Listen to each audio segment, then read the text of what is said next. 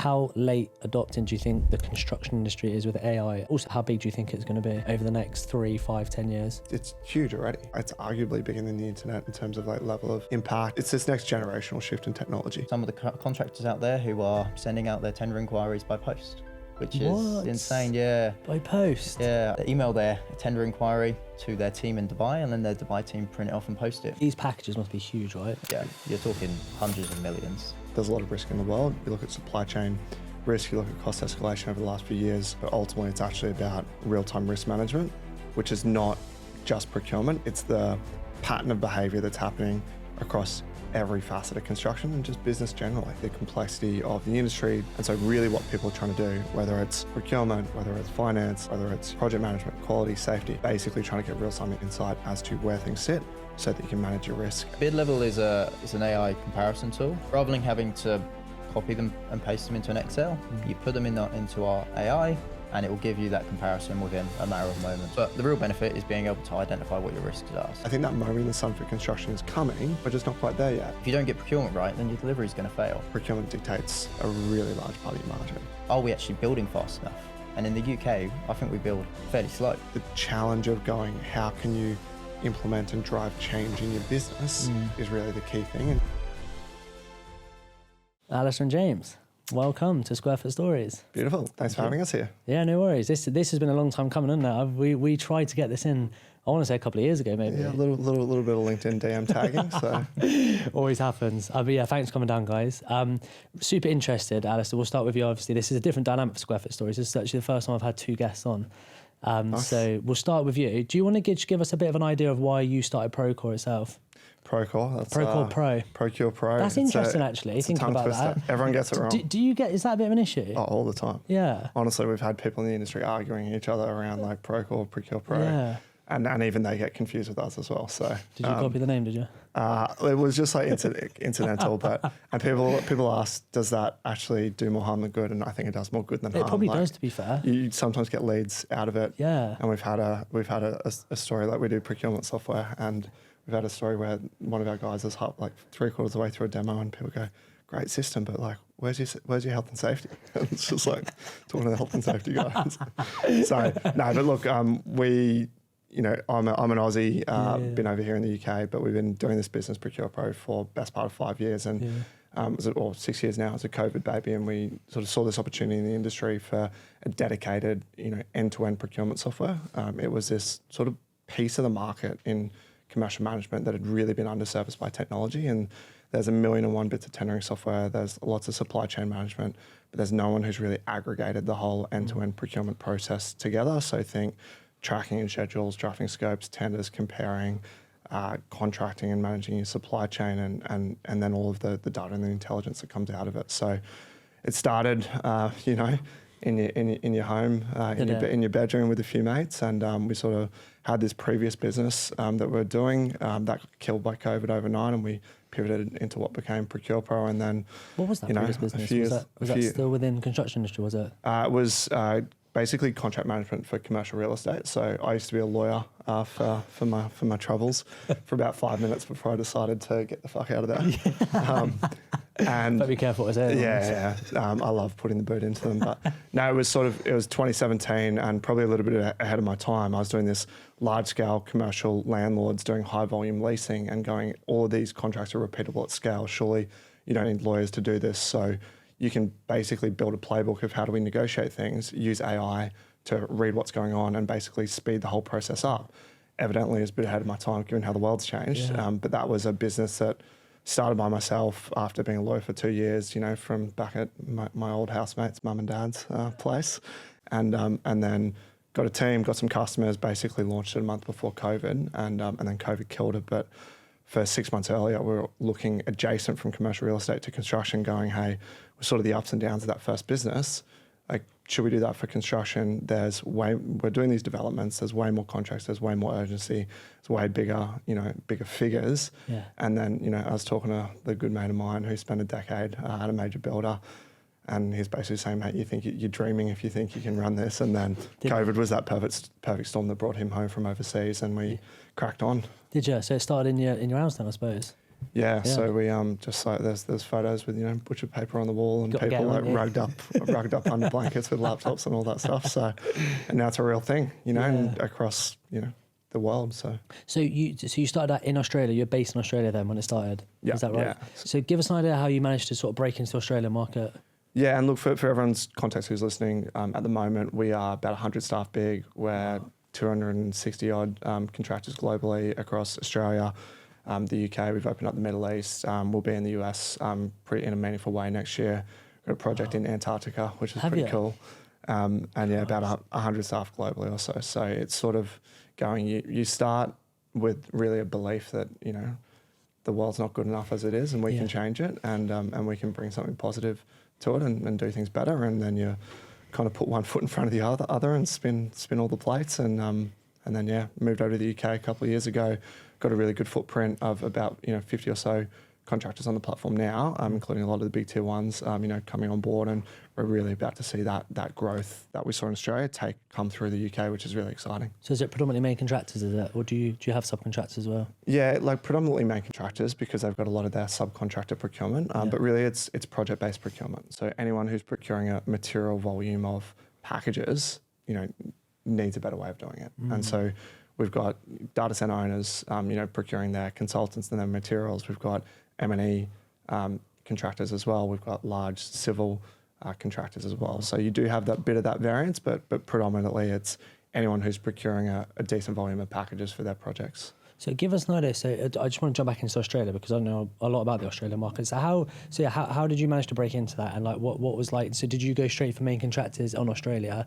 And then as that grew, you then thought UK, Middle East, these sorts of areas are the ones to get into? Yeah, I mean, like practically when you're breaking into a market, it's, your salespeople, complain sometimes, this is hard, or this deal didn't come through. And it's like, mate, try selling a spreadsheet with a slide deck with nothing behind it. You're like, just trust me, this is going to work.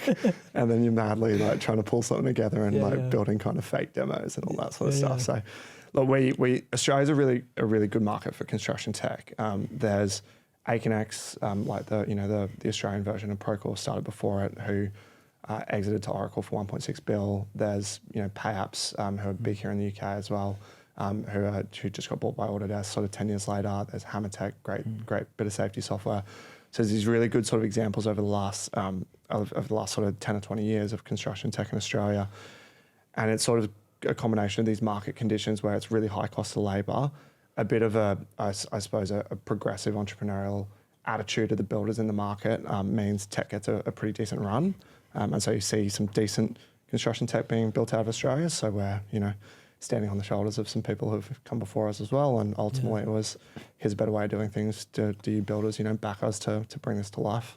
Yeah, so I suppose it was just cold outbound, was it, to start with? Yeah, basically. Yeah. Like, your referrals, like who can you talk to, who can you get in front of, you keep going. And then you're basically, pitching, stick a little bit of money down. If we build this, you'll use it at the point in time where you're comfortable. And then it ended up being, I think, 6 of our first 7 customers ended up investing in us, small angel checks going like, hey, how are you guys funded? They kept asking. So obviously you're onto something okay, when that happens, but it's a signal of the industry, of the demand that's people are looking for a better way to, not just to procure, but to understand all of the costs that's going through their supply chain. Like that's the really critical so what of it. So give us an idea of, obviously that's Australia, you've obviously done very well over there. So why UK and when did you sort of come over? Yeah, so it was originally sort of basically a US versus UK decision, and I was sort of sitting there with my co-founders and like our first couple of employees, who were about 10 customers, 10 staff, a year or two into it, and going, right guys, we need to start thinking about international. And everyone unanimously around the table was like, get stuffed. What are you talking about? We're 1% of the way into Australia and we're, like we've got so much to do, like that's bonkers. And I was like, we don't need to go international, but we need to start thinking about it because you've got to have a long run up at this sort of stuff. So it was a bit of a basically US versus UK play. The UK, very similar construction process. So because there's less product regionalisation, it was basically we can get to the UK probably before we could get to the US, where essentially you don't need to change the product. The bit of a friendly market to Australians. Stakes are maybe a little bit lower in terms of cash outlay. And so then you had the long run up of what do you need to do to regionalise the product, to get the balance sheet in order, to succession hire behind me and my co-founder, and send us over here to live, and how do you, become a multinational. So there's a couple of progressive builders in the market. Mount Anvil, London-based developer builder at the start. We're talking to them for probably a year and a half before we came. They're going, hey, this looks amazing. They sort of drunk the Kool-Aid as well pretty quickly, obviously, and saw the opportunity and going, hey, what do we need to do to make this real for the UK? And then, there was a few that followed. Jordan Conakey from Corey Construction. I had Jordan on. Yeah, been on the pod. Great guy. Yeah, Barclay Group as well, on pretty early as well. So did you find it difficult selling it to these people, the product itself? Because construction's I know there's some forward thinkers here, but it's a very archaic industry. Yeah, so it's interesting, right? Like, it's a market education play, what we've got. Like, we've been cold calling people for 5 years going, hey, we got this procurement thing to show you. And they go, some of them go, oh yeah, let's have a look at it. Some of them go, get stuffed. We got tendering software in the Middle East. It's big going, oh, we got ERP, and then inevitably what happens is you show them this one slide that goes, here's your process of 20 different, templates and spreadsheets. Is that what you do? And they go, bang on, mate. Yeah. And so it then becomes, well, no one's ready to buy immediately because they didn't know about it 5 minutes ago and they don't know the budget. And so quite often it is you meet them once, you meet them twice, you meet them a third time, and 2 years later they come on board because you've educated and you built trust around what you're doing. So it's a pretty natural thing when you're establishing a new category of tech. So was James one of your first employees here, or how did that come around? You tell your story. How did that come around? Yeah, so not the first, maybe the best. No, I joke. Taking over. That's why I invited you on. No, I was definitely in the first sort of 5 or 6.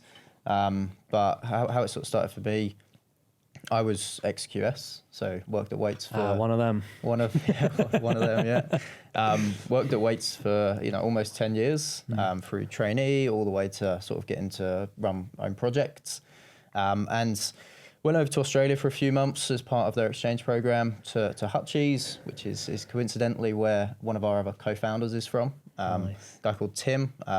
So he worked as a project manager, contract admin for a very similar amount of time to me. Used a product out there, and for me it was a no-brainer.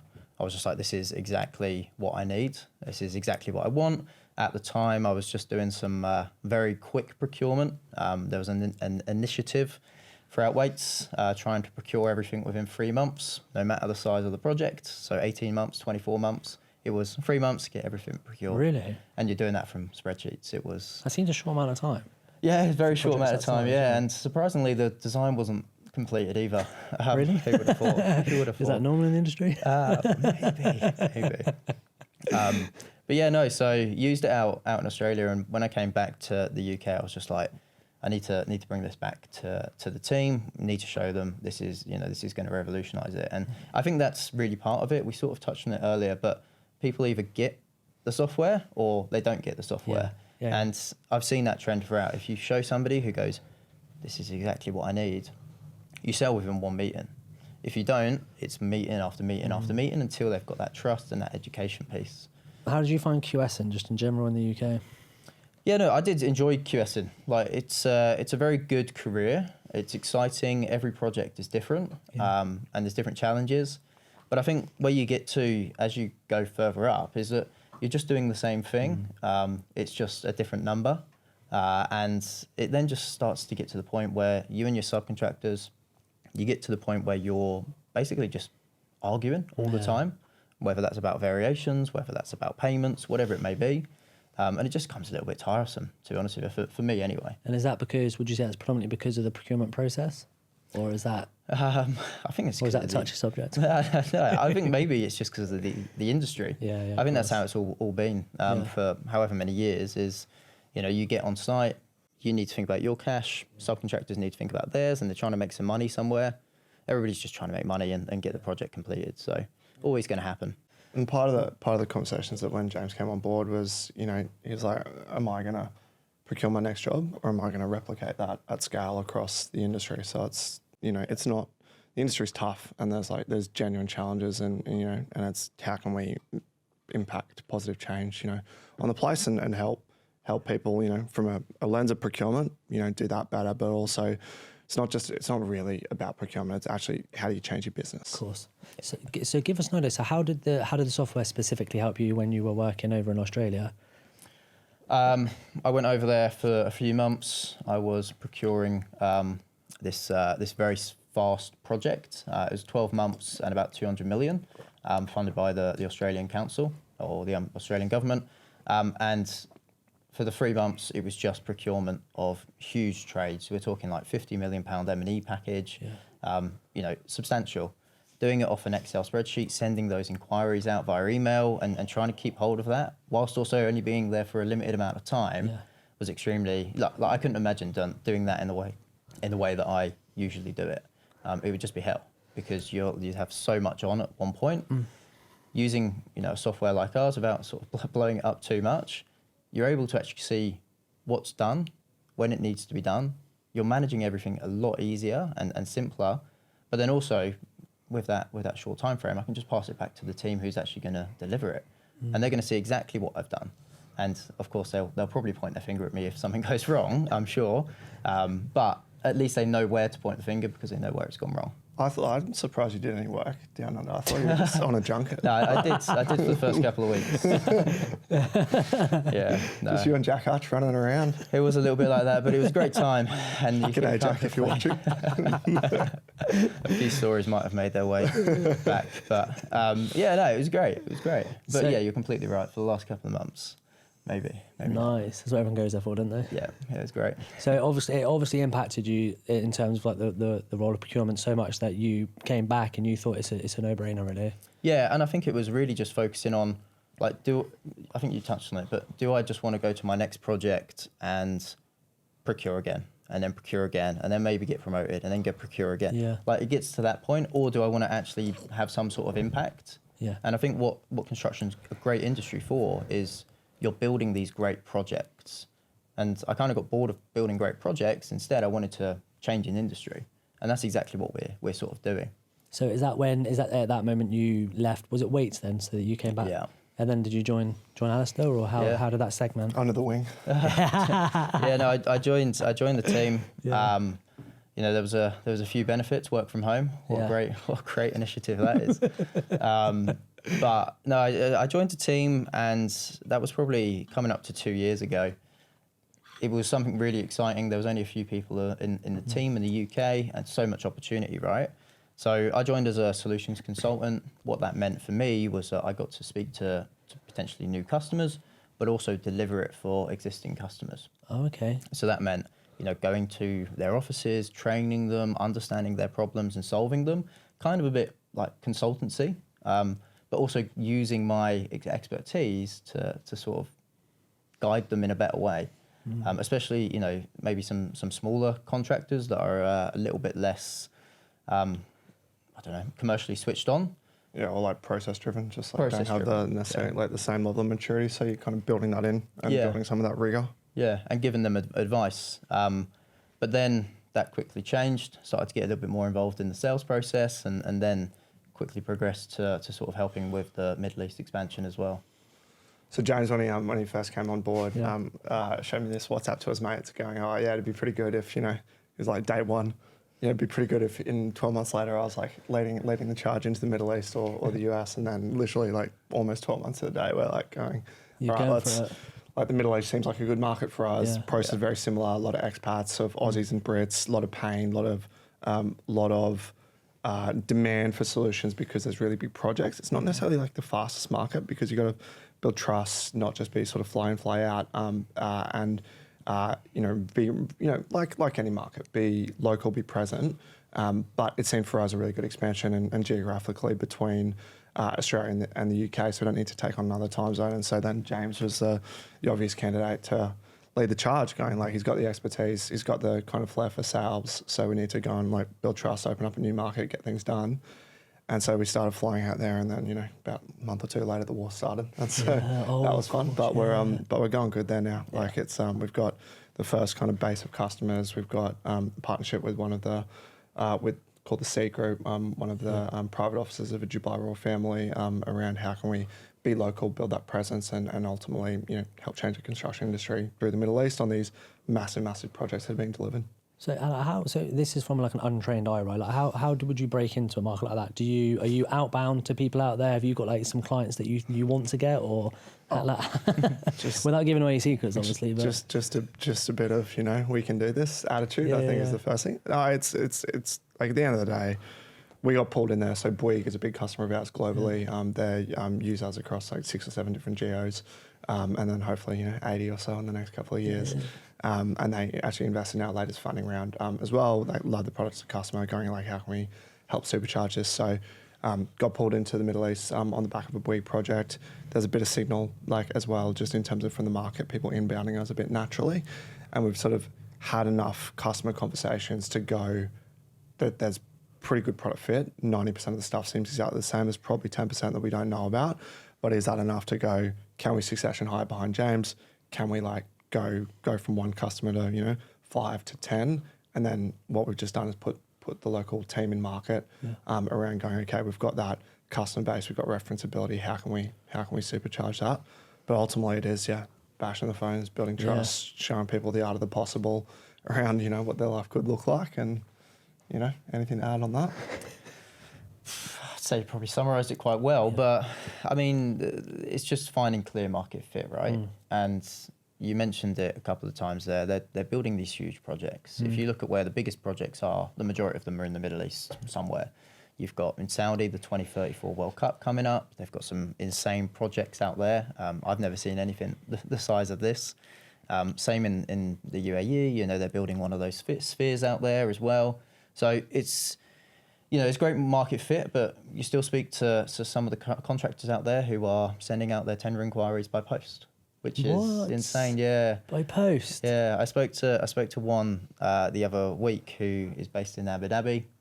They email their tender inquiry to their team in Dubai, and then their Dubai team print it off and post it because it's cheaper than posting it from Abu Dhabi to Dubai. Really? Yeah, which is insane. And these packages must be huge, right? Oh, they're huge. Yeah, you're talking hundreds of millions. Post. And ultimately, it's like, what's the purpose of it all? It's not real. Like the description there is like, oh, it's an easier, better way of doing procurement. It's like, it's not really about even procurement. It's about oversight and control and risk. So you kind of talk to people at varying different levels, and like, there'll be a QS who just wants to go, mate, anything to save me time and get me to the pub earlier, or whatever, get me to my sports earlier, paddle. Paddle, nice. And but you kind of go up the levels, and ultimately, like whether you're a commercial director overseeing the whole thing, whether you're the C level, and ultimately it's just oversight and control. It's if I'm spending 80% of my money through my supply chain, and I might think I can see it, but if seeing it means I get a report at the end of the month, or I'm making a phone call going, where's this up to? If I can't see my risk for 30 days, then I can't actually proactively act on that risk. You start to hear these sound bites out of the industry going, oh, the amount of times I've had a recommendation for a sub put on my desk and going, right, project team going, right, Mr. CFO, we need this yesterday. Yes, we're losing, 200 grand, but that's the best we could do. And if we don't sign this off, we're going to delay the project even more. You're between a rock and a hard place. Yeah. You see that, a month or two earlier, and you see a problem before it, crystallizes. You can actually problem solve that because everyone's got different relationships, whether you split the package apart, buy it differently, different, cards that you can play to mitigate that stuff. And so ultimately it's kind of going, it might be a better, faster way of procuring, but ultimately it's actually about real-time risk management, which is not just procurement. It's the pattern of behavior that's happening across every facet of construction and just business generally. It's what used to be able to run a construction business, based off, relationships, a notepad and a phone book. Well, there's a lot of risk in the world. You look at supply chain risk, you look at cost escalation over the last few years. Obviously COVID was big, reared its head again a bit with the Middle East stuff, and just generally the complexity of the industry, jobs, in the UK Building Safety Act coming in. So it's like this complex thing that where, the construction industry is trying to deliver with margin compression. And so really what people are trying to do, whether it's procurement, whether it's finance, whether it's, project management, quality, safety, basically trying to get real-time insight as to where things sit so that you can manage your risk, as well as obviously that easier process for their teams to go and execute. So say, for instance, there's like someone listening, right, who's interested in it. Like, who would be your ICP, and like what would be an easy way to explain how the actual product works? I know we've spoke about quite a lot, but like just to simplify it, just in case someone's listening, here's the man. Very simply, we work with main contractors, fit out contractors, wink, wink. I knew you'd slide that in there. Anybody who is procuring subcontractors and doing it in a meaningful way. There is a process that you're doing at the moment, which is tendering or procurement or supply chain management. It's probably very disconnected, I would imagine. By bringing it into one place, you have the whole workflow. It's not changing how you do it. It's very much simplifying it in one process where your supply chain talks to your procurement processes, which then involves your whole team. And some people see this as a commercial tool. It's not a commercial tool. Yeah, it's commercially beneficial, but it's also beneficial for design teams. They get involved, they close out design. Operations teams, they're able to see the whole project. Estimators who never get the feedback from what actually stuff gets bought for, just go and peer in and have a look around and go, okay, here's the feedback loop that I need to set my budgets. And that's the whole point, isn't it, right? Estimators never hear back from QSs or delivery teams unless it's bad. They never hear about what's good, right? And why would they? Well, that's because the QS are legend if they know. That's it. Yeah, but we don't talk about that. But this is the whole thing, right? How do your estimators know how to price your next project if they don't know what they've done well and what they've done badly? If they've just done the stuff badly, then they're going to get it wrong the next time. And so that's really where this is going, which is kind of going, is this a procurement tool? And do I care about procurement? Or I've got this other thing going on in my business in safety or project management. I'm implementing ProcurePro at the moment. That's really time consuming. It's like, so what, right? Well, the way we look at it is, you can do your procurement like better, faster, stronger, but really what you're doing is producing a cost and supply chain database. So if you're looking at this from the intelligence that you're going to get out of it, and where do you want to be in a year or two's time? Do you want to be estimating and cost planning jobs on the basis of actual cost data? Do you want to be buying sharper because you've got that comparable data across projects at your fingertips, and then ultimately getting down to, pricing variations from more of a position of strength rather than, you're over the barrel because the subcontractor's on the job. It's about really going, how can we organise that cost information or, of what you've bought stuff before? And ultimately, I see a future for the construction industry where you're not having to go and tender as broadly to the supply chain to get market signal on what stuff costs to drive competitiveness, because you've got enough information of your tendering and procurement, gone by. So instead of going to 7 different subbies and, only one of them wins the job, you only might need to go to 1 or 2, and it becomes more about, let's talk about the project at hand, let's talk about the relationship and like how we're going to, make sure that you're helping us price to make sure we get like a little bit of signal on, is this actually market? But we don't need to go so broadly that it's just burning people's time. So you've recently you've raised money recently, right? Yeah, we raised 15 mil and done a bit more over the journey over a couple of funding rounds. So give us an idea of how that process works in general, and then also let us know like what was the reasoning behind that. Was that to break into the Middle East, or is there other plans? Yeah. So the reason is text, I was saying this to you earlier, so we're getting going. People can overcomplicate tech, but it's kind of pretty simple. Like it's literally build, sell, service, and then make the loop go as fast as you possibly can, right? And so if any one of those things break, then you've got to fix it. But it's ultimately, can you build a really good product? Can you keep building it and keep it moving fast? Then can you get it in people's hands predictably? And then can you make sure they're happy and they stay around? Ultimately, it's just trying to make that loop go faster.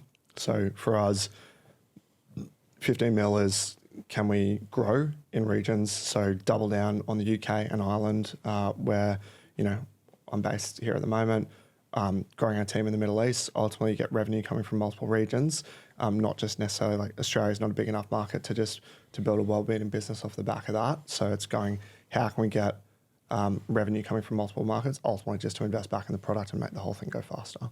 So doubling the size of our engineering team over the next 12 months. Directionally, we're moving up market, so more and more controls, integrations, supply chain management, so you can service, those bigger categories of contractors really well and deliver absolutely everything that they're really wanting. And then ultimately, it's about going, how do you take a really big, meaningful bit of workflow and build that intelligence layer on top, which is basically, we're doing a lot with AI. We've launching a product bid level at the moment, which does AI comparisons. So you're QSs don't need to spend all day plugging numbers into spreadsheets, but the real big bet that's coming is how do you turn it really into a live rates library of what stuff costs, not down to the cent, but within reason. How do you turn that data into true intelligence? So you spoke there about bid level. Is that something else that you guys are looking at doing or are doing, I suppose? Yeah, you're at the cold face of it, mate. You run that one. Yeah, so bid level is an AI comparison tool. You get your quotes back, 3, 4, 5, 6, however many you want to go to, and then rather than having to copy them and paste them into an Excel, you put them into our AI, and it will give you that comparison within a matter of moments rather than a matter of hours or even days. Or weeks once you stop procrastinating. Or weeks once you stop procrastinating. But of course, huge time saving, right? In terms of the process from getting it from quotes to comparison. That's one benefit.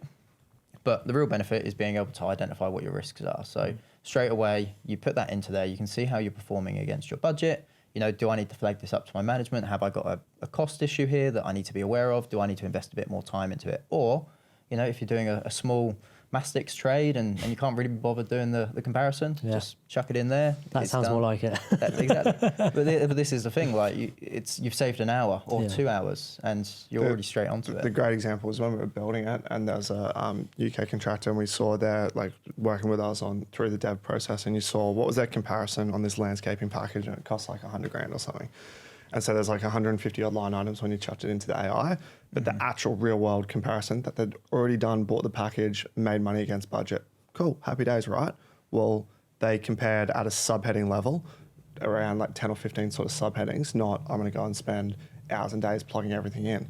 Now, when you throw that into the AI, all of a sudden you get 150 line items and you're basically seeing really quickly, okay, here are the inconsistencies between everything. Here's where I need to focus my attention. Here's where I can get on the phone and, have that negotiating leverage. So could you make even more money? And it's like, what are you leaving on the table? So again, you save an hour, great, you go to the pub earlier, or but it's about what do you actually do with that time, which is commercial people doing commercial work, not, commercial people paying $50,000 to go to uni and then punching numbers in spreadsheets. So does it analyzes the cost, but also does it analyze the actual package itself in terms of have people miss something off the spec or etc.? Because that's a common fault. Yeah, huge part of it is being able to identify what either if you dictate what you want to be priced in a BOQ, let's say you're using NRM, you can dictate that, or you can just say this is what people's priced. Give me a descriptions, and then identify what's being included, what's being excluded. I've now got my RFQ list. I can go back to my top 1 or 2 because realistically that's where I want to invest my time in, and then I can focus on the important parts. Funny, like when you're building this, right? And so what people think they want versus what they actually want in product can quite differ. And so you got to listen to people, but then also just observe the behavior as well. So everyone in the construction industry is busy, right? So what they say before you build this AI, throw the quotes in the machines, come back, comparison, never going to be perfect, 90% right? You still got to check it, but they're basically going, I want to stipulate a breakdown, which we can do. That, here's the BOQ. And then what happens in reality is, do people have that? Do people have it to hand? And is that breakdown actually kind of good enough? And so we've got an AI generated breakdown where it'll kind of read, hey, your 5 different quotes, and then come back with, here's 3 different ways you might like to break it down. And people love that. And that's actually what they use most of the time because it gives them a view of things. And then I think there was a soundbite, early in the process going, even that process on a big complex package to make sure you've actually got everything included in the breakdown saves someone, half a day, something like that. So is that rolled out now, is it? Or is that... it's live. It's good live. To go. And it's free. And it's free? Yeah. So how are you, if you don't mind me asking, how are you making money off it? Trojan horse, mate. You know that story? So good for the industry, but genuinely, right? So if you're, anyone doing a comparison, doesn't matter whether you're working for a builder, subcontractor, supplier, what it is, if you're comparing quotes, you can come onto our website, go to the bid level tab. We'll chuck your link so you can put it in the description, sign up and use it for free. Now, the idea with that is, it's more valuable when you connect it into the rest of your workflow. But for us, that's just one going, there's heaps of conversations, people, poking and prodding me going, no, mate, this is super valuable. We got to put a number on this and we could charge, but it is generally just give it away, deliver people value, build trust. We know where we make money in the call. We know we can deliver a lot more value over here. And ultimately it's kind of going, if people are commercial people might be, say, struggling to get software in the business. Does the business have the appetite for change? This is literally sign up 3 quotes and 2 minutes later you'll have something. Wow. You do that with Claude as well, and Claude's getting pretty good at it. But then it's kind of going, okay, like, so what? Claude can build your comparison in Excel, and people are using that. Some people prefer that, others might not. But then it's kind of going, okay, now I need to pull my quote out side by side and basically have the system go, all right, that number on page 3 of the quote, where that actually come from and where's it linked to the comparison. So there's all this like usability around what you're building that's going, okay, I plug all the numbers that's in the spreadsheet, then so what? Okay, then I have to go through and check the whole thing. Then I need to plug the numbers. So you're really just breaking down that whole process, which is a sub-process within a broader thing, and going, how can you make it a hell of a lot more intelligent? And then get to the so what, which is actually find the inconsistencies with that impacts your margins. Mm-hmm. How so this is probably a generic question, but I'm just intrigued to hear your opinion on annual as well. But like, how late adopting do you think the construction industry is with AI, and also how big do you think it's going to be over the next 3, 5, 10 years? Oh, like it's huge already. Yeah. It's apart from the internet being needed to like carry it, right? It's arguably bigger than the internet in terms of like level of impact. It's this next generational shift in technology. I think as a technology company, like sitting in the middle of like a tech ecosystem where you're just seeing the level of impact and productivity and usage of AI is immense, and you have this fear of kind of getting left behind, and how hard can you push it? And you want to push your organization really hard. And that's kind of the Silicon Valley drink the Kool-Aid, like everyone's jobs are disappearing. It's like, it's not that, right? Yeah. But then you kind of go to every other industry that's not tech, and you're going, how well are people adopting it? Not that well. Yeah. And it's like people are using ChatGPT, like some people are using Claude now and hooking up to their other systems. So the impetus and the willingness is there. The skills to kind of adopt it and really change your business is kind of not quite there, but it'll naturally come over time. Not everyone's going to be at the tip of the spear. But what we're seeing, what I really believe for construction is, you look at a couple of other industries. I used to be a lawyer, right? And lawyers perennially hard to sell to. And then the first versions of AI come around, they're incredibly good at writing, which is what lawyers do. And it's just like, oh my God, and that industry catches fire. And then like I had a medical family, and medical, again, terribly hard to get them to like do business and change and all that. And then some of the AI scribes come around, like Heidi Health, Aussie company, like doing amazing things, and absolutely changed the medical industry. So I think that moment in the sun for construction is coming. Yeah. We're just not quite there yet. And obviously we've got our own biases, but you kind of go and look at all the opportunities in construction, which ones are going to make a really big impact. And we think sitting on a big pile of cost data is a really important and great use case for AI. So do you want that? Do you want that cost data in a structured ordered system? Yeah. Like, so that you might not be using it today, but where do you want to be in 2 years' time? Do you think that said with some biases? Do you think that phrase you used earlier of people who don't adopt it now will fall behind? Do you think that's actually true? Oh, I think that's true of anything. Yeah. Like, you kind of got to move with the times. And But to what extent do you think that's true? Oh, I mean, like... Are we talking like businesses going bust type thing if they don't? Well, I mean, you look at Torsian, just gone under, very recently, there's another one that goes pop. Is it the difference between businesses going under and not? No. People have been running construction businesses for a long time doing well, and you don't necessarily have to be, up with the latest and greatest AI to be able to do that, because there's a hell of a lot more that goes into it, than just technology. But if you kind of look at, and certainly we've seen this a lot, at our intersection in the Australian market, where over half the builders in Oz use ProcurePro, that just becomes the new standard of, if you're a contract administrator and you're at a business doing manual procurement, you kind of just don't accept that, or you're kind of bringing it in. So I think there is a little bit of that kind of groundswell that people sort of demand that. I think that most businesses are pretty willing and open to kind of go, let's give everyone a Copilot license. And it's not like they're not moving with the time. It's kind of very rare that you'd see that. Some businesses will have it as a board level priority and going, hey, whether it's ProcurePro or otherwise, here's one of our bets on AI that we're doing. But again, it's the challenge of going, how can you implement and drive change in your business is really the key thing. And I think construction businesses are looking to, whether it's tech companies, consultants, or people in the industry, to help guide them down that journey is a big part of it. Going, how do we get our head around this?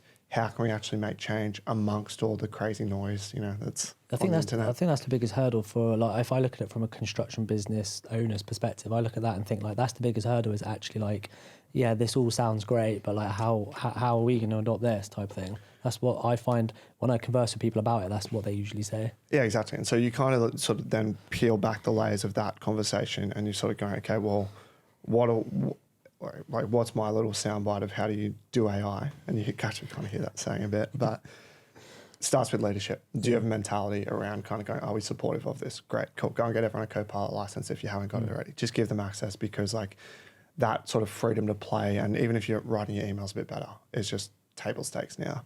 And then you're kind of going, of all of the noise, what are sort of the bigger bets? So one of the big ones is just get all my data in order, which again, whether you're a construction business or a tech business or any business, all you're trying to do is go, hey, we've got a bunch of different departments. They all kind of have their core system. Finance, the finance system. Commercial is procurement and payments. Operations is project management. And you're basically getting that into a unified data lake. So then you can start to go, once you have that data effectively speaking the same language, then you can start to query it. And that, just as a strategy, is like a long journey. It's not easy. So you go, that's kind of like the big play to give me ease of access to my information. And then you kind of just have the almost the done for you in a box, in a bow, and I barely have to do anything type play. Like bid level is a good example of that. Yeah. Or, the AI that's being threaded through ProcurePro is kind of going, get your commercial data in order, and then you can start to query it. And like the obvious use cases, right, are going, I'm a QS buying concrete. Okay, what have we bought that for in the last 5 jobs? Or can I find quotes on a particular type of like door frame? Has anyone bought that? Okay, well now I can just like search across my other projects and find this information. Like that is AI. Yeah. So it's sort of going this, boiling back this conversation for what are the things that the directions that you need to take that are going to take a bit of time, and do you have that capability in the business to get your data in order? Ultimately, is what it's about. And then what are the simple and easy use cases that I can do right now and pick 3, not 20? So how much does it cost then? Not that I feel like I'm insulted, but how much does ProcurePro cost? Mate, it's free. You just put it in your prelims, charge it to your client, because they end up paying for everything. Is that the old secret out, is it? Well, I normally say that, and some people say, get stuff, tell me what it costs, and some people say, get stuff, tell me what it costs, but you're kind of right. Yeah, so, look, we charge license fees. Naturally, that just varies by customer, like volume of projects, packages, and size of business overall. So we got like basically a formula to get to a number, right? Generally speaking, for an average size project, so say like 10 to 20 mil or something, you're probably going to pay about $5,000 for that project. It's probably the easiest way to rationalize. If you're doing fit out projects, maybe they're going to be like smaller because they're faster and the cost per project is a bit lower.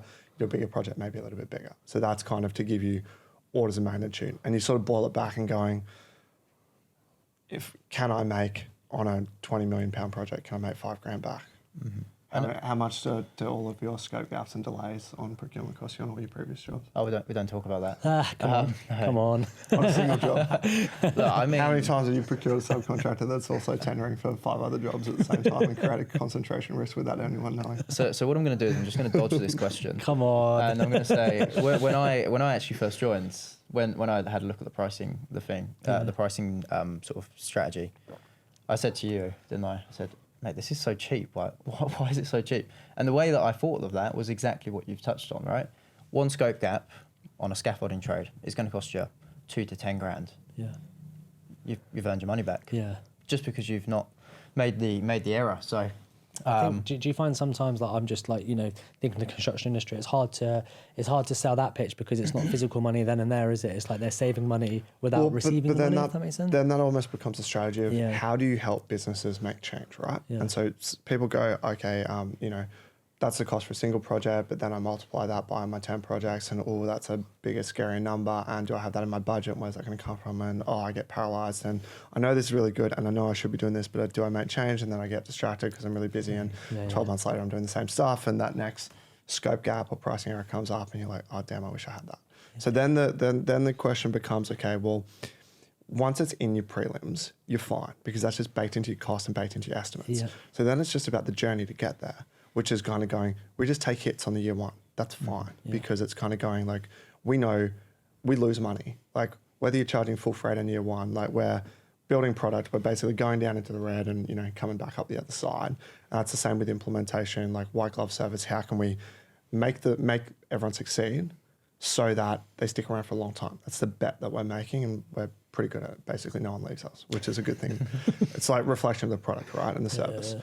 So then it just becomes, okay, well, if someone is struggling for budget or like the communication around the business case, it's just how can you work with them if they have the impetus to actually change their business, going, here's how we can rationalize it. And then the other big problem around changing this is people assume, because everyone's got burnt by like construction tech implementations gone wrong. So people you almost get tarred with the same brush, which sucks. Yeah. Because like it shouldn't be this hard. And maybe you got like all the finance systems are generally pretty old, or the bigger like enterprise-wide sort of project management platforms are generally, that's a pretty big, tough implementation, right? And that is going to take time. But then it's kind of going, well, if you look at a bit of procurement software, is that going to take us 12 months to get in? No. Even on really big businesses operating 50, 60, 70 projects, you can still do it in 3 to 6 months. On a small business, you can do the whole thing in 3 months. Way to go. Yeah. Push all your projects in, get it done.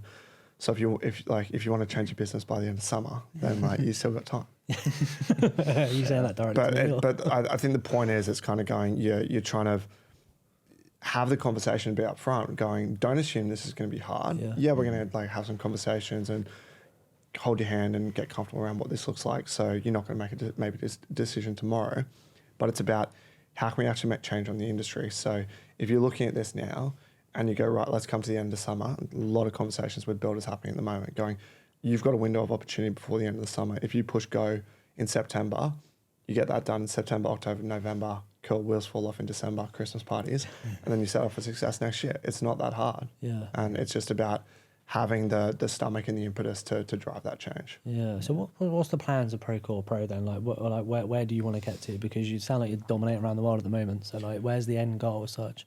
Yeah, I mean, like to the moon and back. Well, they're building on the moon now, so could be something to look into, couldn't it? He's gone. one up the Antarctica project. Yeah, there you go. You can do the travel. Look, I think obviously not obviously, we want to build a really big, great, impactful business. Yeah. And so we want to, the reasons behind that, our founding team, like for a long time, we've always said like we have a bit of a chip on our shoulder that the standards of software and service in whether it's construction tech or enterprise software generally like aren't that good. Yeah. So how can you build a really consumer grade experience and bring that to construction? And I was sort of describe when you're meeting someone and they see this thing, they go, oh, this looks really good, and then they kind of like you lie big bro seal to get them on a call, and then they go, oh, this looks really good, and then you get to know them for 6 months, a year, 2 years, and then they finally get to, okay, we're going to pull the trigger on this. And I'm really scared. And then 3 months later, they're like, oh, it's amazing. I was like, I know, I've been telling you for 3 years. It's not that bad, right? And so you're trying to bring this better experience to the industry. You're trying to make change, which we've done across the industry in Australia pretty successfully. And then it's going, how can you replicate that on a global scale to have that really big impact on the world? Obviously building a big, great business at the same time, but it's how do you elevate the ambitions for what good looks like in construction tech? So how many businesses have you got under your wing, I suppose, in the UK at the moment?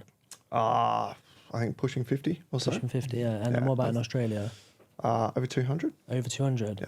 And so then I think like on the UK kind of stuff, like probably it's almost like the level of scale that we've got undersells some of the work that we've done. Like you kind of go, the engagement that you had, like it's a market where a lot of the big boys are dominating sort of the construction value. Yeah. And so it's probably like a good 15 or so of the tier ones that we're all in, some stages of implementation with. So you kind of give us another year or so and that becomes a hell of a lot more public, and like the scale that you get across all their projects in pretty good nick there. The tier ones like the ones are they for you that you want really, ideally? Or yeah, look, I mean, it's kind of the household names, right? Yeah, like of course.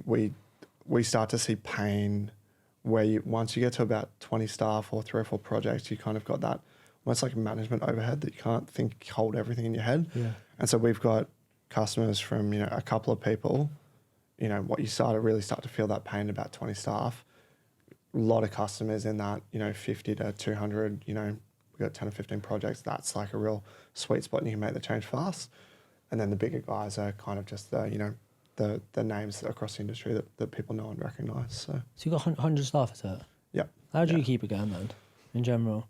Like split over all the countries, staff. I just Just don't doesn't sleep, sleep that much, you know. Do you know what? Look, I mean, it's like any business, right? Like you've got different departments doing different things, and you've got varying stages of maturity. We invested really heavily in product at an outset, and then customer success, and so the sales and marketing functions are a little bit less mature than some of those other functions that have had more investment. So it's kind of going. It's probably the order that you should be investing in, right? Some people like invest in sales and marketing first, and product and service plays catch up. Yeah. But so because you've got that good foundation of the product's well built, it does what it says on the tin, it delivers value. Is it perfect? No, of course not. Like, are people going to be asking for stuff? Yeah, of course. If people run out of things to ask for, you'd be asking questions. Yeah. But so if you got a product that you know works, if you got a customer success team that you know can service and consistently deliver results, you're in pretty good shape. And then it's about going, okay, how do we crank growth? So it's about investing in different areas at different times, and then sort of working out what areas have got pain and kind of leaning in and solving those. Difficult question. Like, what would make you guys different to the other ones out there? Because it feels like there's an influx of pieces of AI and software that everyone, I'm only speaking for construction industry, but everyone's being sold to all the time. Yeah. Like, why are you different, and why would someone go for you? Look, if you look at construction tech generally, and you're a contractor, you're getting like 1,000 calls a week, you know, and people are going, you know, get stuff. And when I had lunch with Jordan from Corey, like this 2 years ago when we implemented with him, and it's exactly the same thing. Man, I don't take calls from this because you just get hounded and you got all your different stuff to do in the day, right? But then when you kind of get in and you go, well, your bit of kit is actually a bit different, like just in terms of purely what it does, there's not stuff that looks like you. Like there's only maybe like one or two comparable things out there, and it's a new category of tech. So once you can get people to give you a bit of time, that becomes pretty clear. But then you're still in a competition for, why should I give this my board level priority of like, I can only really make one or two big bets a year on tech. What am I going to do to change my business? And if I got different priorities, whether it's finance, safety, you know, doc project management, what am I going to do? And then so that's sort of our job to communicate the so what and the why now, which is, one, this is easy, so it's a low hanging fruit sort of bet to actually get in and implement. Yeah. And then two, if you're a main contractor, where's all your costs going? It's through your supply chain. That's a pretty good spot to bet on. Yeah. It's What's your answer to the why now? Well, I would just sort of expand on what you've said there in terms of procurement being where you ascertain 80% of your costs, the 20% is your prelims, and at the moment that's all through an Excel spreadsheet. Like that's your peak point, right? That's your some would describe it as a G spot. Like that's your area where everything needs to be good, right? And I know I went off on a bit of a tangent there, but just distracted. But it's really, you know, there's so many contractors that just know that costs are important, and they know that procurement's a huge part of that. But everybody's looking at the next stage forward of, okay, right, we've now won the project. How do we now deliver it? And there's a gap there of we need to actually procure it, need to get it right, then we can deliver it. And if you don't get procurement right, then your delivery is going to fail because variations, change, payments, cash flow, all of that, subcontractors potentially going under, that's a huge bit if you don't know what they're doing. It's really just trying to understand that. So we've sort of been talking about this internally, but this idea of whether it's a hidden cost window or it's sort of this notion that kind of everyone almost knows to be true, that procurement dictates a really large part of your margin. It's sort of after getting your estimate, you know, right or wrong, it's probably the biggest opportunity to actually impact margin on your job. Mm-hmm. By the time you kind of sign those subcontracts, then you're kind of just managing it downstream.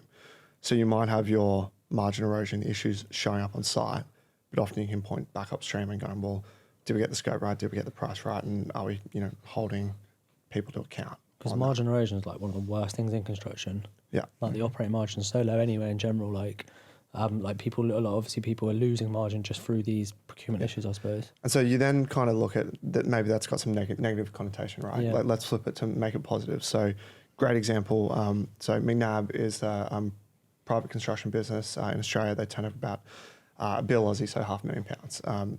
They got 40 odd or so projects. Like we're really tight with their exec. So Michael McNab, the chairman, like having a conversation with him a couple of weeks ago.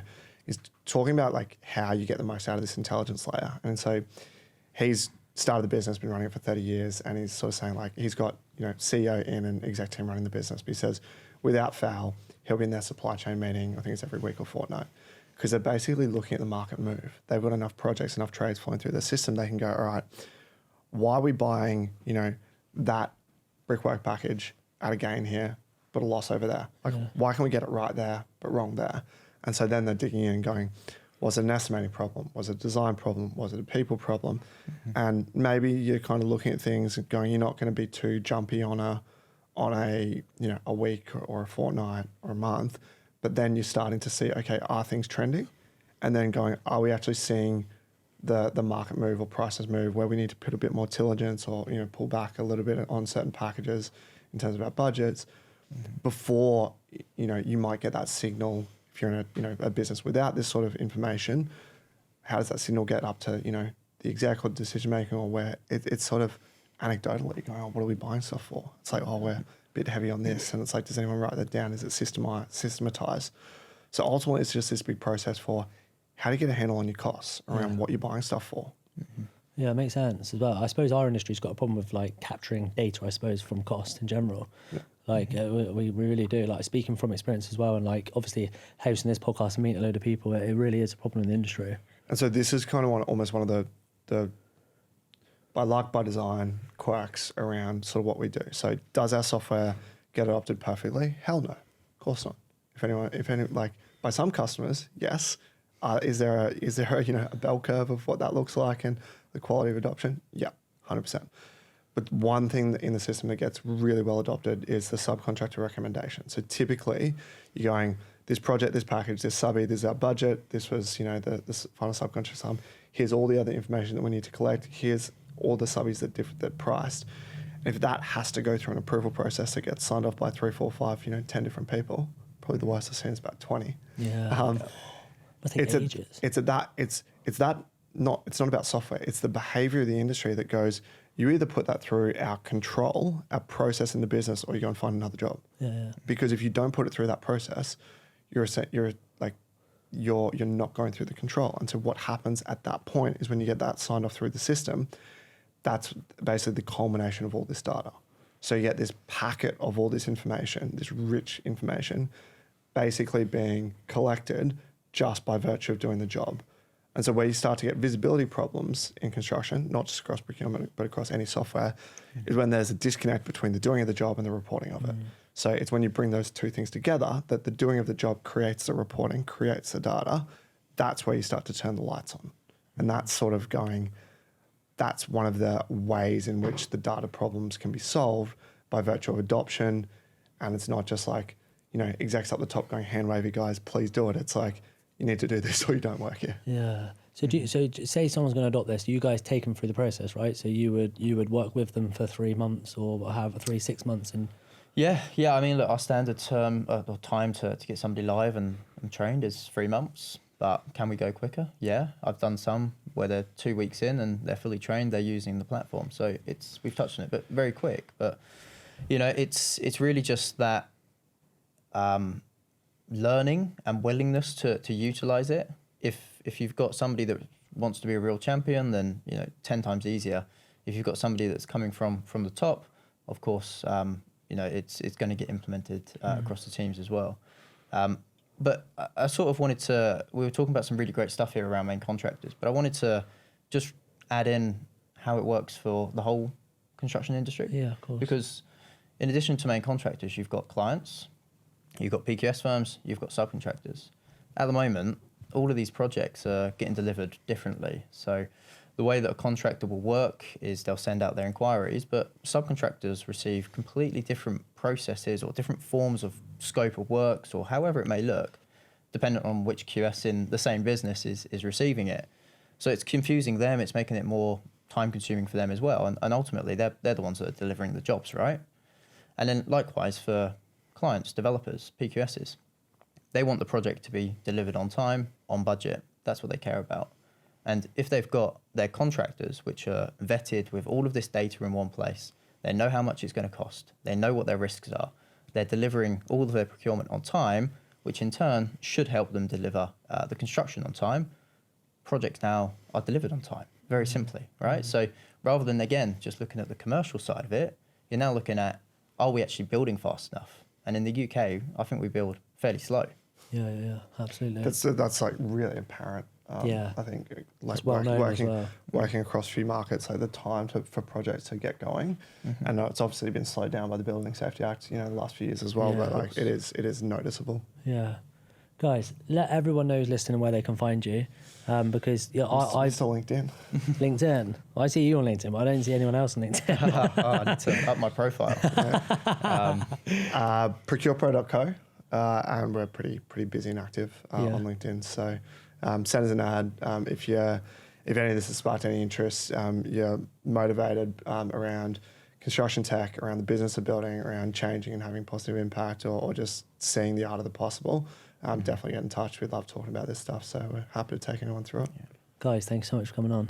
No worries. Thanks Cal. for having us.